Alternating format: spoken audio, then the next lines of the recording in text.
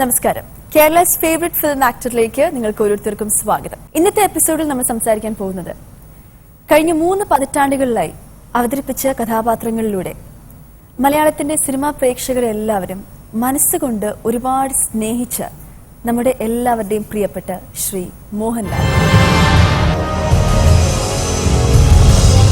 ഒരു നടനെന്ന നിലയ്ക്കും താരമെന്ന നിലയ്ക്കും മോഹൻലാൽ അപരാജിതനാവുന്നത് 80കളുടെ അവസാനത്തോടെയാണ്.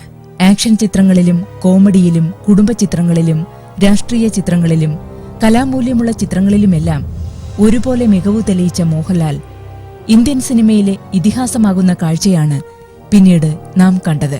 കിരീടം, ദശരഥം, ഹിസ് ഹൈനസ് അബ്ദുള്ള, ഭരതം, കമലദളം, സദയം തുടങ്ങിയ സിബി മലയിൽ ചിത്രങ്ങളും, വെള്ളാനകളുടെ നാട്, വന്ദനം, കിലുക്കം, ചിത്രം, മിഥുനം തുടങ്ങി പ്രിയദർശൻ ചിത്രങ്ങളും, വഴിയോര കാഴ്ചകൾ, ഇന്ദ്രജാലം, നാടോടി തുടങ്ങി തമ്പി കണ്ണന്താനത്തിന്റെ ചിത്രങ്ങൾ, തൂവാന തുമ്പികൾ, നമുക്ക് പാർക്കാൻ മുന്തിരിത്തോപ്പുകൾ എന്നിങ്ങനെ പത്മരാജൻ ചിത്രങ്ങളും, നാടോടിക്കാറ്റ്, പട്ടണപ്രവേശം, വരവേൽപ്പ് തുടങ്ങി സത്യനന്ദിക്കാടിന്റെ സിനിമകൾ, സർവകലാശാല, ലാൽ സലാം, എയ് ഓട്ടോ തുടങ്ങി വേണുനാഗവള്ളി ചിത്രങ്ങൾ, ഉള്ളടക്കം, വിഷ്ണുലോകം, ഉണ്ണികളെ ഒരു കഥ പറയാം തുടങ്ങി കമൽ ചിത്രങ്ങൾ, കൂടാതെ ഭരതന്റെ താഴ്വാരം, കെ മധുവിന്റെ 20ാം നൂറ്റാണ്ട്, ജോഷിയുടെ നാടുവാഴികൾ, നമ്പർ 20 മദ്രാസ് മെയിൽ, അരവിന്ദന്റെ വാസ്തുഹാര, ഇങ്ങനെ എണ്ണിയാൽ ഒടുങ്ങാത്ത ചിത്രങ്ങൾ. സാറിന് എന്താ ജോലി? ബിസിനസ്സാ. എന്ത് ബിസിനസ്? ഈ ബിസ്ക്കറ്റ് കച്ചവടം. ഹോൾസെയിൽ ആയിരിക്കും. ഹോൾസെയിലും ഉണ്ട്, റീറ്റെയിലും ഉണ്ട്. ഓ, താങ്ക് ഗോഡ്.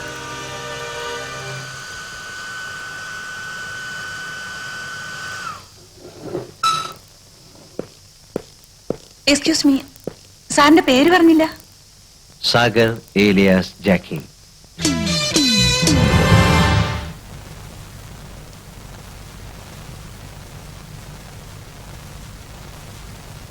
ആനി മോനെ സ്നേഹിക്കുന്നവല്ലേ, മാഗിക്ക് എന്നെ സ്നേഹിക്കാം.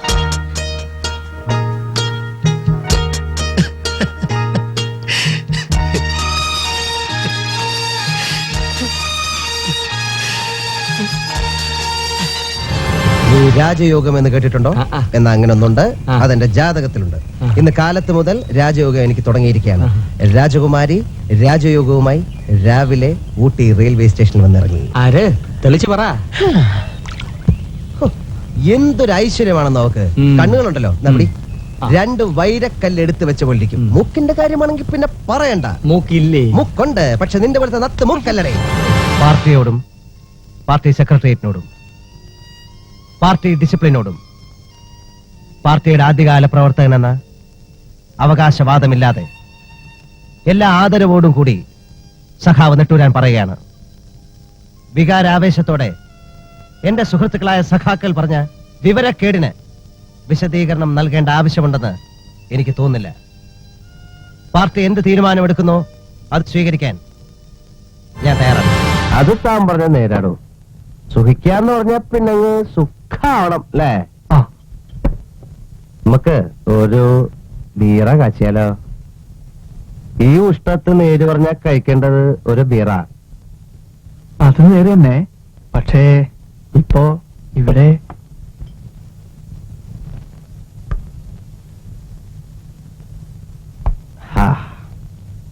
അല്ല ഡേവിഡേട്ടാ, കിങ് ഫിഷർ ഉണ്ടാ?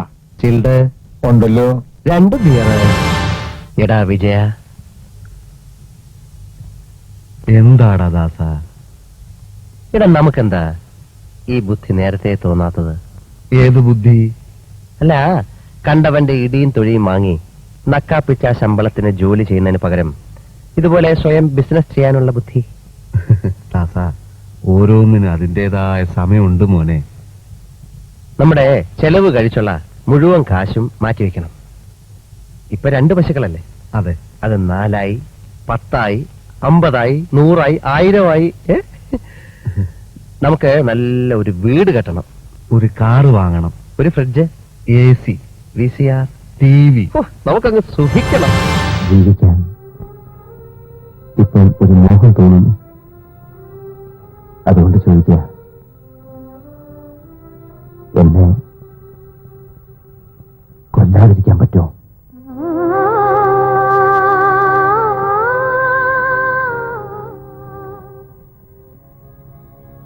ഇല്ല അല്ലേ? പേടി, മിനിക്കുട്ടിക്കും പേടി. പേടിക്കെന്താ നിറം? ചുവപ്പ് അതോ കറുപ്പോ? എനിക്കറിയില്ല. കൃത്യം നിറമില്ല, നിറം മാറിക്കൊണ്ടിരിക്കും. പേടി കുറെ കഴിയുമ്പോ തമാശയാവും. തമാശ പിന്നെ പൊട്ടിച്ചിരി,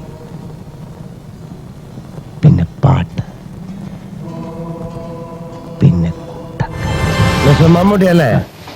ഐ എം ടോണി കുരിശിങ്കൽ. ഞാൻ സാറിന്റെ സിനിമയൊക്കെ കണ്ടിട്ടുണ്ട്. എനിക്ക് ഭയങ്കര ഇഷ്ടമാണ് സാറിന്റെ. നല്ല ആക്ടിങ് ആണ്, നല്ല അഭിപ്രായമാണ്. പിന്നെ സത്യം പറഞ്ഞ അസൂയുണ്ട്. ചേട്ടാ, ഈ പെണ്ണുങ്ങളും മമ്മൂട്ടി എന്ന് പറയുമ്പോ ഈ കൂടെ പഠിക്കുന്ന കുട്ടികളൊക്കെ മമ്മൂട്ടിയെ പോലെ നടക്കുക, മമ്മൂട്ടിയെ പോലെ ഇരിക്കുക എന്ന് പറയുമ്പോ എനിക്ക് അസൂയൊന്നും ഇല്ല കേട്ടാ. മറ്റുള്ളവർക്ക് അസൂയ തോന്നുമ്പോ എനിക്ക് അസൂയ ഉണ്ടാവും. ഈ ചിത്രങ്ങളിലെ നായക വേഷങ്ങളിലെല്ലാം നമുക്ക് മറ്റൊരു നടനെ ചിന്തിക്കാൻ സാധിക്കില്ല. ഈ കാലയളവിൽ തന്നെ മോഹൻലാൽ മലയാള മനസ്സിന്റെ സ്വന്തമായി മാറി. ലാലേട്ടനെ കുറിച്ചുള്ള ഒരു എപ്പിസോഡ് കഴിഞ്ഞിരുന്നു. പക്ഷേ ഇന്നത്തെ എപ്പിസോഡിൽ അദ്ദേഹത്തിന്റെ 90s മുതലുള്ള ചിത്രങ്ങളെ കുറിച്ചാണ് നമ്മൾ സംസാരിക്കാൻ പോകുന്നത്. കഴിഞ്ഞ എപ്പിസോഡ്, ലാലേട്ടനെ കുറിച്ചുള്ള ആദ്യ എപ്പിസോഡ് കണ്ടിട്ടുള്ളവർക്ക് ഓർമ്മ കാണും. അദ്ദേഹത്തിന്റെ എൻട്രി ഫേസ് ആയിരുന്നു അന്ന് നമ്മൾ സംസാരിച്ചത്. പക്ഷെ ഇന്ന് 1990s മുതലുള്ള വളരെ ഒരുപാട് ബ്യൂട്ടിഫുൾ ആയ മെമ്മറബിൾ ആയ കുറെ ചിത്രങ്ങൾ ലാലേട്ടന്റെ ആ സിനിമകളെ കുറിച്ചൊക്കെയാണ് ഇന്ന് നമ്മൾ സംസാരിക്കാൻ പോകുന്നത്. Okay, so welcome you all once again. ഇന്നത്തെ എപ്പിസോഡിൽ നമ്മളോടൊപ്പം ലാലേട്ടന്റെ കൂടുതൽ വിശേഷങ്ങൾ സംസാരിക്കുവാനായി എത്തിയിട്ടുള്ളത് നമ്മുടെ പെർമനന്റ് പാനൽ സിബി സാറും ഭാഗ്യ ചേച്ചിയും ഉണ്ട്. അതോടൊപ്പം തന്നെ നമ്മളോടൊപ്പം നിന്നുള്ള അതിഥി മറ്റാരുമല്ല, മലയാളത്തിന്റെ പ്രിയപ്പെട്ട സംവിധായകൻ ശ്രീ കമൽ. നിങ്ങളെ മൂന്നുപേരും സ്വാഗതം ചെയ്തോളുന്നു.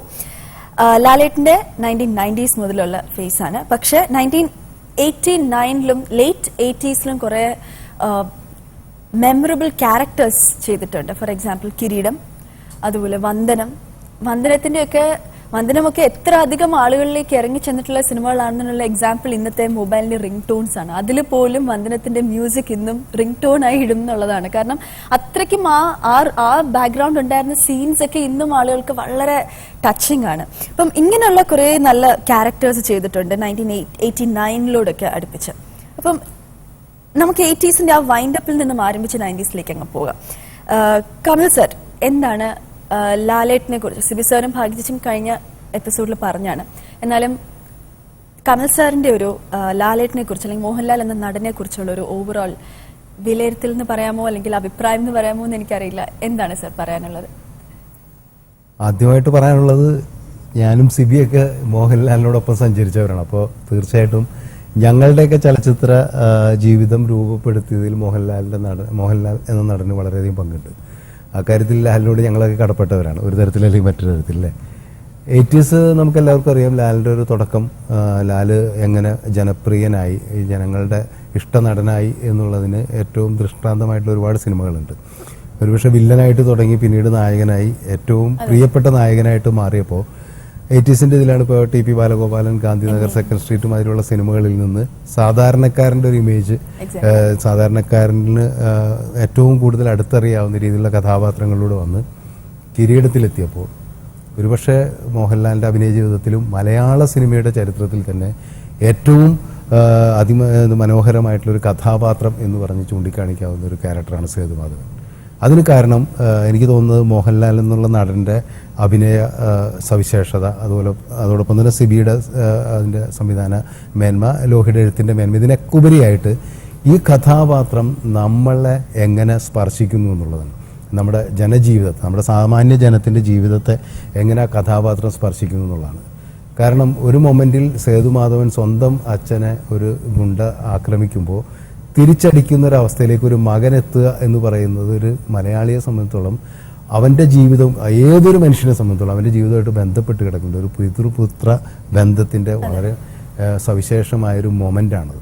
ആ മൊമെൻറ്റിൽ ആ സേതുമാധവൻ എന്നൊരു കഥാപാത്രം ചെന്നെത്തുമ്പോൾ ആ കഥാപാത്രം നമ്മളിൽ ഒരാളായിട്ട് മാറുന്നുണ്ട്. അപ്പോൾ അങ്ങനെ ആകാൻ മോഹൻലാൽ എന്ന നടനും കഴിഞ്ഞു എന്നുള്ളതാണ് ഏറ്റവും വലിയ ഒരു സവിശേഷം. അപ്പോൾ അദ്ദേഹത്തെ സംബന്ധിച്ച് നമുക്ക് കാണാൻ സാധിച്ച ഏറ്റവും അതിശയകരമായ ഒരു സംഭവം എന്ന് പറയുന്നത്, നമ്മളെ ഈ തൊട്ടടുത്ത വീട്ടിലുള്ള ഒരാൾ, ആ ആളായിരുന്നു ഈ പറയുന്ന ടി.പി. ബാലഗോപാലൻ എം.എയോ അല്ലെങ്കിൽ ഗാന്ധിനഗർ സെക്കൻഡ് സ്ട്രീറ്റോ സേതുമാധവനും എല്ലാം, സന്മനസ്സുള്ളവർക്ക് സമാധാനം, ഇങ്ങനെയുള്ള കുറേ സിനിമകൾ ചെയ്ത് നിങ്ങളിൽ, സാധാരണക്കാരനായ നിങ്ങളിൽ ഒരു വ്യക്തിയാണ് എന്ന് തെളിയിച്ചൊരു നടനാണ് അദ്ദേഹം. തീർച്ചയായും. 1990s വരാം. സിബി സാറും ലാലേട്ടനുമായിട്ടുള്ള ഒരു കോമ്പിനേഷൻസിൽ എത്ര നല്ല ഫിലിംസ് ആണ്. ലിസ്റ്റ് എടുക്കുവാണെങ്കിൽ തന്നെ മലയാള സിനിമയിലും നമുക്ക് ആർക്കും, ഇനിയുള്ള തലമുറയ്ക്കാണെങ്കിൽ പോലും എപ്പോഴെങ്കിലും ടി.വിയിൽ കാണുമ്പോൾ എത്ര നല്ല സിനിമ എന്ന് പറയാമെന്ന് ഒരുപാട് വന്നിട്ടുണ്ട്. മോഹൻലാലിനെ നമ്മളൊരു കഥാപാത്രമായിട്ട് സങ്കല്പിക്കുമ്പോൾ, നമ്മൾ മിക്കവാറും കഥകൾ നമ്മുടെ മുമ്പിൽ വരുമ്പോൾ നമുക്ക് മോഹൻലാലിനെ ചെയ്യാൻ പറ്റാത്ത കഥാപാത്രങ്ങൾ ആണ് ഇത്, അല്ലെങ്കിൽ ഈ കഥാപാത്രം മോഹൻലാലിന് ചെയ്യാൻ പറ്റില്ല എന്ന് തോന്നുന്ന അപൂർവമായിട്ട്, വിരളമായിട്ട് മാത്രമേ ഏതും യോജിക്കുന്ന. ഇപ്പോൾ ഈ കമലതലത്തിലെ കഥാപാത്രത്തെ നമ്മൾക്ക് ആലോചിക്കുമ്പോൾ നമ്മൾ മോഹൻലാൽ ഇത് ചെയ്യുമോ, അല്ലെങ്കിൽ ഇത്ര നന്നായിട്ടൊരു ഡാൻസ് പഠിപ്പിക്കുന്ന ആളായിട്ട്, അല്ലെങ്കിൽ അത്തരത്തിൽ നൃത്തത്തിൽ പ്രാവീണ്യമുള്ള ഒരാളായിട്ട് ഇയാൾക്ക് സ്ക്രീനിൽ വന്ന് വിശ്വസനീയമായ രീതിയിൽ അത് അവതരിപ്പിക്കാൻ കഴിയുമോ എന്നുള്ള കാര്യത്തിൽ നമുക്ക് സംശയിക്കേണ്ട കാര്യമേ ഇല്ല. കാരണം അത് പൂർണ്ണമായിട്ടും പ്രേക്ഷകർക്ക് വിശ്വാസം വരുന്ന രീതിയിൽ അവതരിപ്പിക്കാൻ അദ്ദേഹത്തിന് കഴിയുമെന്ന് നമുക്ക് വിശ്വാസമുണ്ട്. കമലതളം കണ്ടു കഴിഞ്ഞിട്ട് കലാമണ്ഡലം കല്യാണിക്കുട്ടിയമ്മ ചോദിച്ചതായിട്ട് ഞാൻ അറിഞ്ഞു, ഇയാൾ ഡാൻസ് പഠിച്ചിട്ടുണ്ടോ, ഇയാൾക്ക് അറിയാമോ എന്നുള്ളതാണ്. ശരിക്കും ആ സിനിമയ്ക്ക് വേണ്ടിയിട്ടുള്ള ആ കാര്യം മാത്രം പഠിച്ച് ചെയ്യുകയായിരുന്നു. പക്ഷേ അതിന് വേണ്ടിയിട്ടുള്ള പ്രയത്നങ്ങളുണ്ട്. രാവിലെ 4 മണിക്ക് എഴുന്നേറ്റ് നട്ടുവം പരമശിവൻ എന്ന് പറയുന്ന അദ്ദേഹത്തെ കൂടെ താമസിപ്പിച്ച്, ഞാനൊക്കെ ഉണരുന്നത് രാവിലെ, ഞങ്ങൾ ഒരുമിച്ചൊരു വീട്ടിലാണ് താമസിക്കുന്നത്, രാവിലെ ഉണരുന്നത് ടെറസിൽ നിന്നിട്ട് ഈ നൃത്തം ചെയ്യുമ്പോഴുള്ള ശബ്ദം കേട്ടിട്ടാണ് ഞാൻ മിക്ക ദിവസങ്ങളും ഉണരുന്നത്. അപ്പോൾ ഇദ്ദേഹം 6 മണിക്ക് എണീറ്റ് അത് പഠിച്ചു തുടങ്ങിയിരിക്കും. നമ്മൾ ഉറങ്ങാൻ പോകുമ്പോഴും അദ്ദേഹം ഉറങ്ങിക്കാണില്ല, പക്ഷേ രാവിലെ നമ്മൾ ഉണരുമ്പോഴത്തേക്കും അദ്ദേഹം പൂർണ്ണമായിട്ടും വേർത്ത് കുളിച്ച് മോഹൻലാലിനെയാണ് ഞാൻ രാവിലെ കാണുന്നത്. ഈ സാർ ഒരു സിനിമാറ്റിക് ഡാൻസോ അങ്ങനെ ഒരു സംഭവം ചെയ്യുന്ന പോലെ അല്ലല്ലോ ഒരു ക്ലാസിക്കൽ ഇത് ചെയ്യാന്ന് അതെ, അതിന്റെ പെർഫെക്ഷൻ ഉണ്ടാക്കാൻ വേണ്ടിയിട്ട് അദ്ദേഹം അതിന്റെ ഒരു മാസ്റ്ററെ തന്നെ കൊണ്ടുവന്നു അദ്ദേഹത്തിന്റെ കീഴിൽ ഞങ്ങളുടെ കൂടെ താമസിപ്പിച്ച് നട്ടുവം പരമശിവൻ എന്ന് പറയുന്ന വലിയ നൃത്ത കലാകാരനെ നമ്മുടെ കൂടെ അദ്ദേഹത്തിന്റെ അടുത്ത മുറിയിൽ താമസിപ്പിച്ച് അത് പഠിക്കുകയാണ്. അപ്പോൾ അതിന്റെ പെർഫെക്ഷൻ ഉണ്ടാകണം. ഒരു കാര്യം ചെയ്യുമ്പോൾ അത് പൂർണ്ണമായിട്ടും പെർഫെക്റ്റ് ആയിരിക്കണം എന്നുള്ള കാര്യം അദ്ദേഹം നിർബന്ധമാണ്. അല്ല, അത് തന്നെയാണ് അദ്ദേഹത്തിന്റെ ഏറ്റവും വലിയ പ്രത്യേകത എന്ന് പറയുന്നത്. പത്മ സുബ്രഹ്മണ്യം ഏതൊരു ഇന്റർവ്യൂ ഞാൻ തമിഴിൽ വായിച്ചതാണ്, അവർ അതിശയിച്ചു പോയി, ഇത്ര നല്ലൊരു ഡാൻസർ ആണോ ഇയാൾ. കാരണം മുദ്ര പിടിക്കുന്നതൊക്കെ സാധാരണ എല്ലാവരും ഇങ്ങനെയൊക്കെ പിടിക്കുന്നതാണ്, പക്ഷെ അദ്ദേഹം ആ ചിത്രത്തിലെ മുദ്ര പിടിക്കുന്നതൊക്കെ കണ്ടു കഴിഞ്ഞാൽ പെർഫെക്റ്റ് ഒരു ഡാൻസർ. അതുപോലെ തന്നെയാണ് വാനപ്രസ്ഥത്തിൽ പലരും വിചാരിച്ചു കഥകളി ഇത്ര ഭംഗിയായിട്ട് പഠിച്ചതാണ്. ഇനി വേറെ ഒരു ക്ലാസിക്കൽ സിംഗർ ആണെങ്കിൽ ഒന്ന് ഭരതത്തിൽ ഒന്ന് ആലോചിച്ച് നോക്കുക, എന്ത് മനോഹരമായിട്ടാണ് അദ്ദേഹം, അല്ലേ? പിന്നെ അബ്ദുള്ളയിലും ആ മൂന്നുപേരും കൂടി പാടുന്നിടത്ത് ദേവസഭാതലം പാടുമ്പോൾ വളരെ എന്താണ് ലെങ്തി ആയിട്ടുള്ള സ്വരങ്ങളൊക്കെ മനോഹരമായിട്ടാണ് അദ്ദേഹം ഒന്നുപോലും ഒരിടത്ത് പോലും തെറ്റുന്നില്ല. ലിപ് മൂവ്മെന്റ് ചിത്രത്തിൽ ഭയങ്കര ഫേമസ് ആണ്. അതിനകത്ത് എല്ലാവരും എപ്പോഴും ലാലേട്ടന്റെ ഇന്റർവ്യൂലാണ്, എവിടെയാണ് നമ്മൾ വായിക്കാറും പറഞ്ഞു കേട്ടിട്ടും ഉള്ളതാണ്. ആ ക്ലോസപ്പിൽ എങ്ങനെയാണ് ഈ സ്വരങ്ങൾ ഇത്ര, ഇതിനകത്ത് ഗായകർ വരെ ചോദിക്കാൻ നകുമോ. അത് തന്നെ, അത് ഇത്ര അധികം നേരത്തെ കൊടുത്ത് അതിനുവേണ്ടി അത്രയും ഹാർഡ് വർക്ക് ചെയ്യുന്ന ഒരു അധികം സമയമൊന്നും അതിന് സ്പെൻഡ് ചെയ്തിട്ട് കാണാറില്ല. പക്ഷെ കൊള്ള സമയം നമ്മൾ ലാലിനെ സംബന്ധിച്ചോളം നമ്മളൊരു സീൻ കൊടുത്തു കഴിഞ്ഞാൽ ആ ഡയലോഗ് പഠിക്കുന്നൊന്നും കാണില്ല, പക്ഷെ അവിടെ വരുമ്പോൾ ആള് പക്കയായിരിക്കും. ഇതിന്റെ ഇടയിൽ തമാശകളൊക്കെ നടക്കുന്നുണ്ടെങ്കിലും നമ്മളറിയാതെ എപ്പോഴും ഇദ്ദേഹം ഇത് വായിക്കുകയോ പഠിക്കുകയോ ഒക്കെ ചെയ്യുന്നുണ്ട്. അതെ, മറ്റ് നടന്മാരെ പോലെ ഇതിനു വേണ്ടി ഒരു കിണഞ്ഞ പരിശ്രമം അല്ലെ ഒരു പ്രിപ്പറേഷൻ അങ്ങനെയൊന്നും ഇല്ലാതെ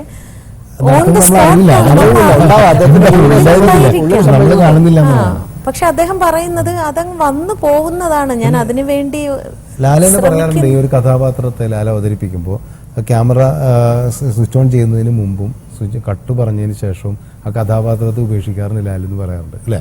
ലാൽ എപ്പോഴും പറയാറുണ്ട് നടക്കാൻ എനിക്ക് വലിയ പാടാന്ന് പറയും. കഴിഞ്ഞ എപ്പിസോഡിൽ നമ്മൾ ആ രീതിയിൽ പാടില്ല എന്നാണ് പറയുന്നത്. യഥാർത്ഥ നടൻ അതിനെ പിന്നെ കൊണ്ട് നടക്കരുതെന്ന് പറയും. നമ്മൾ ഈ 90കളിലേക്ക് കടക്കുന്നതിന് തൊട്ട് മുമ്പ് എനിക്കൊരു ഒരു കഥാപാത്രത്തെ പറ്റി പരാമർശിക്കാതെ പോകുന്നത് ശരിയല്ലെന്ന്. കാരണം ഒരിക്കലും ലാലിൻ്റെ പെർഫോമൻസിനെ പറ്റി ആൾക്കാർ പറയുമ്പോൾ അധികം പരാമർശിക്കപ്പെടാതെ പോയ അധികം ചർച്ച ചെയ്യപ്പെടാതെ പോയ ലാലിൻ്റെ ഏറ്റവും മികച്ച പെർഫോമൻസുകൾ ഒന്നായിട്ട് ഞാൻ കണക്കാക്കുന്നത് ദശരഥത്തിലെ സട്ടിലിറ്റിയുടെ ഹൈറ്റാണ്. അത് ഏറ്റവും സട്ടിലായിട്ട് ഒരു ക്യാരക്ടറിനെ എങ്ങനെ പ്രസന്റ് ചെയ്യും എന്നുള്ളതിന്റെ ഏറ്റവും വലിയ ഉദാഹരണമാണ്. ശരിക്കും പാളിപ്പോകാവുന്ന ഒരുപാട്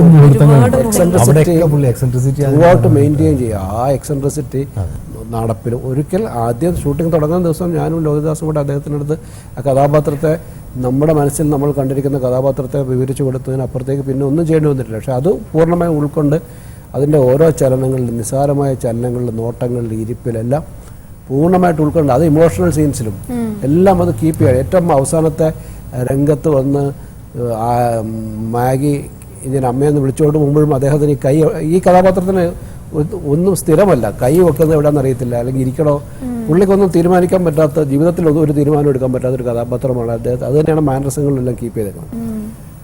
അത് ഒരിക്കലും ചർച്ച ചെയ്യപ്പെട്ടിട്ടോ അല്ലെങ്കിൽ പുരസ്കാരങ്ങൾ തേടി വരികയോ ചെയ്യാത്തൊരു കഥാപാത്രമാണ്. 80കളുടെ അവസാനത്തിൽ 89 അവസാനം ഇറങ്ങിയ പടങ്ങളിലൊന്നാണത്. അതിനുശേഷമാണ് നമ്മൾ 90കളിലേക്ക് കടന്നു വരുമ്പോൾ മോഹൻലാലിന്റെ ഒരുപാട് വിഭിന്നങ്ങളായ മുഖങ്ങൾ കാണാവുന്ന ചിത്രങ്ങൾ. നമ്പർ 20 മദ്രാസ് മെയിലാണ് എനിക്ക് ഒരു പക്ഷേ ആദ്യത്തെ 90കളിലെ ആദ്യത്തെ ഒരു പ്രധാനപ്പെട്ട ചിത്രം. നമ്പർ 20 മദ്രാസ് മെയിലിൽ മമ്മൂട്ടിയും മോഹൻലാലും ഒരേ ട്രെയിനിൽ ഒരേ മുറിയിലിരുന്ന് സംസാരിക്കുന്ന ഒരു സീനുണ്ട്. അദ്ദേഹം മദ്യപിച്ചിട്ടും മമ്മൂട്ടി മനോഹരാണ്. വേറെ ആർക്കാണ് ചോദിക്കുന്ന എക്സ്പ്രഷൻ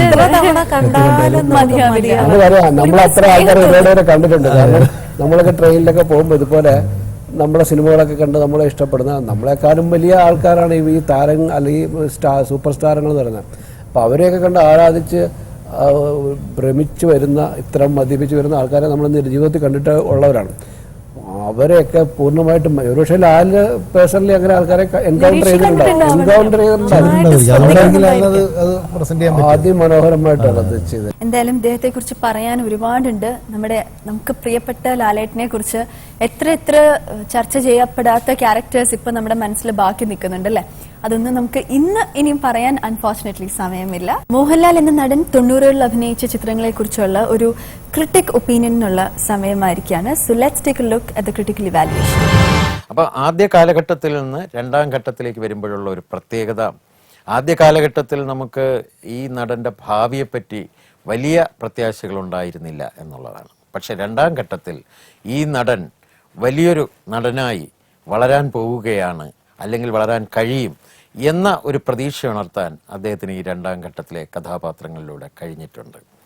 എന്നല്ല, ഈ രണ്ടാം ഘട്ടത്തിൻ്റെ അവസാന കാലഘട്ടം ആവുമ്പോൾ അത്തരം ചില കഥാപാത്രങ്ങളിലേക്ക്, അത്തരം ചില കഥാപാത്ര സൃഷ്ടികളിലേക്ക് എത്തിച്ചേരുകയും ചെയ്യുന്നു. വില്ലൻ പതുക്കെ നായകനായിട്ട് മാറുന്നു. തുടക്കത്തിൽ ഈ ഒരു വില്ലനസ് സ്വഭാവമുള്ള നായകനെയാണ് അദ്ദേഹം അവതരിപ്പിക്കുന്നത്. അപ്പോൾ അത്തരം നായകന്മാർ മലയാളത്തിൽ പുതുമയുമായിരുന്നു. കാരണം സാധാരണഗതിയിൽ ഒരു നായകൻ എന്ന് പറയുമ്പോൾ സദ്ഗുണസമ്പന്നനായിരിക്കുക, അയാൾക്ക് വളരെ സാത്വികനായിരിക്കുക, ഇതൊക്കെയാണ് നമ്മൾ സങ്കല്പിക്കുന്നത്. ഒരു തിന്മയുടെ യാതൊരു കണിക പോലും ഇല്ലാത്ത നായകൻ എന്നൊരു സങ്കല്പമുണ്ടായിരുന്നു. ഈ സങ്കല്പത്തിന് വിരുദ്ധമായിട്ട് തിന്മയുടെയും അംശങ്ങളുള്ള, ധാർഷ്ട്യത്തിൻ്റെ അംശങ്ങളുള്ള, പരുക്കനായ ഒരു നായകനിലേക്ക് ആ നായക സങ്കല്പത്തെ കുറേശ്ശെ തിരിച്ചുവിടാനും ഈ രണ്ടാം ഘട്ടത്തിൻ്റെ അവസാനത്തിൽ മോഹൻലാലിന് കഴിഞ്ഞിട്ടുണ്ട്. അപ്പോൾ അത് എല്ലാവരും ഉറ്റുനോക്കുന്ന തരത്തിൽ ഒരു അഭിനയ ജീവിതം വഴി തിരിഞ്ഞു പോകുന്ന കാഴ്ചയാണ് മോഹൻലാലിൻ്റെ അഭിനയ ജീവിതത്തിൻ്റെ രണ്ടാം ഘട്ടത്തിൽ നമ്മൾ കാണുന്നത്.